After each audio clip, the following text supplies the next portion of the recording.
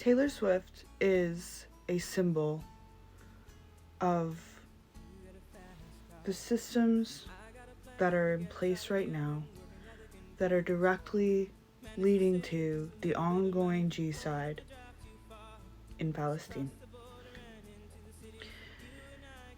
Taylor Swift winning Album of the Year 4 times, multiple times over black women who are more deserving. The Grammys awarding a mediocre white woman over hardworking and succeeding. Not to say that Taylor Swift isn't hardworking, but she doesn't compare. She doesn't compare. And it's a really sad joke at this point that they insist on giving her Album of the Year when there are more worthy black women sitting there who should win. The Grammys having active Israeli propaganda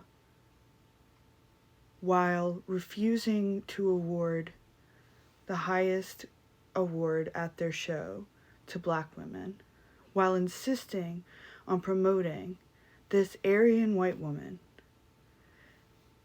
It's all interconnected. It's all under this umbrella of imperial white supremacy. Taylor Swift got over 2 million likes on Instagram for her album announcement. If she said one thing about a ceasefire, it would make a difference. She got, 65,000 people to register to vote by making one post? But she can't do that. She won't. I don't know what her personal politics actually are, but at this point, she is choosing the conservative, white supremacist, pro-Israel part of her demographic. She is serving the oppressive systems that all of this tomfoolery at the Grammys represents. She is benefiting from white supremacy without using her platform actively to work against it. She's just one person, but she is one person with some of the most influence I can think of right now. The Biden administration wanting her to help with their campaign.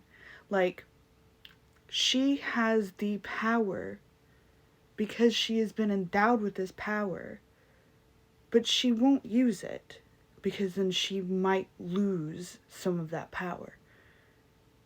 White people are terrified of losing their privilege and therefore won't do the work to stop the oppressive structures that we benefit from. I'm trying to be articulate, but I'm just so angry because so many people in that room tonight have so much influence and could make an actual difference, and they refuse to because it would be uncomfortable, because they might lose some of their money, because they might lose access to that room. While they're sitting in that room, the people running the show make neutral statements, compare the death toll on October 7th to the death toll that's ongoing in Palestine. When we know that the death toll on October 7th is nowhere near comparable to the ongoing death toll, that a lot of what happened on October 7th is propaganda. A lot of what we think happened on October 7th is propaganda. That Israel killed their own people and are blaming it on the scapegoat of Hamas so that they can justify bombing millions of people, displacing millions of people, starving millions of people to death, letting them die of disease, using their organs to prove that their weapons are viable so they can sell more weapons. The United States is sending billions of dollars to fund what's going on, because the United States is first and foremost an imperial white supremacy. That's why it comes back to Taylor Swift is this Aryan beacon that everybody is upholding, and she is benefiting from that privilege. She's gone beyond being complicit in it. She is an active participant. She's not a good person. Nobody who benefits from these systems without fighting against them, without using their tremendous privilege to call for change, is a good person. And I'll include Beyonce in that. She hasn't made a statement. She released her film in Israel despite protests, despite it happening at the beginning of all of this. When you put money over humanity, when you put your status in society over humanity, you're not a good person. I'm just like, these people could make an actual difference. Taylor Swift has so much power right now.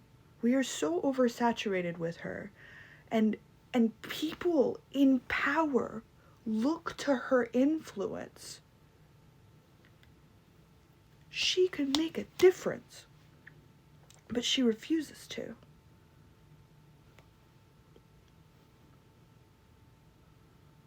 Anyway, from the river to the sea.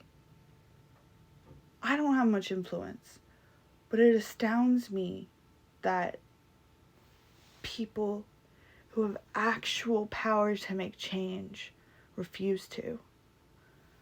They've gotten sucked in by the capitalist machine. They've gotten sucked in by their privilege, and they've lost perspective.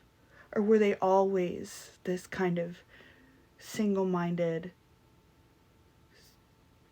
self-involved people? What's most important to them is their own success. That's all I'm seeing. 20,000 children have died. Children.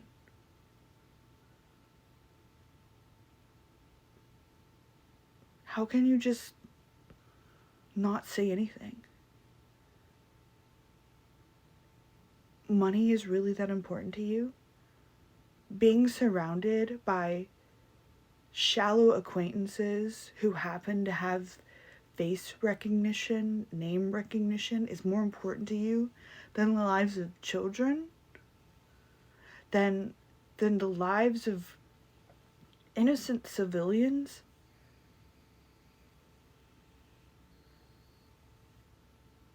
Your designer clothes, your moment in the spotlight is more important than the suffering of millions and millions of people going beyond Palestine, Sudan, the Congo, even our own country. It's despicable. And it's, I can't even say it's disappointing anymore, because it's like, I'm not surprised. I wish I was more surprised. I'm angry. So I guess I'm a little surprised. I had a higher expectation. But I guess somewhere inside of me I still believe that people are good. But I guess people like that aren't good. Free Palestine, from the river to the sea. Palestine will be free. Like, dude. Sorry, I don't know what else to say. Yeah.